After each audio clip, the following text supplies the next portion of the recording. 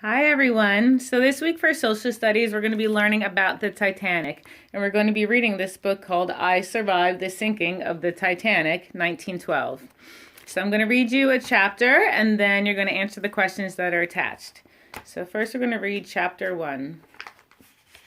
Monday, April 15th, 1912 at 2 a.m. on the dock of the RMS Titanic. The Titanic was sinking. The gigantic ship had hit an iceberg. Land was far, far away. 10-year-old George Calder stood on the deck. He shivered because the night was freezing cold.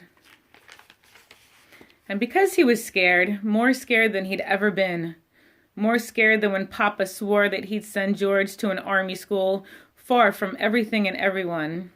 More scared even than the time the Black Panther chased him through the woods back in Millstown, New York.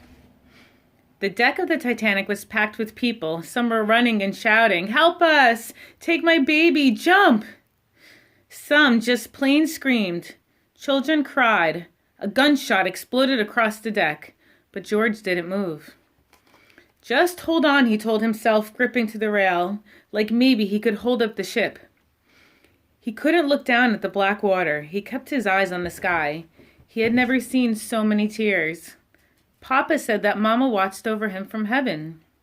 Could Mama see him now? The ship lurched. "We're going down," a man shouted. George closed his eyes, praying this would all be a dream. Even more terrible filled the air.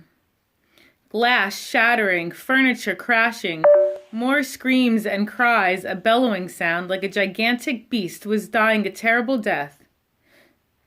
George tried to hold the rail, but he lost his grip. He tumbled, smashing his head on the deck. And then George didn't see anything. Even the stars above him seemed to go black.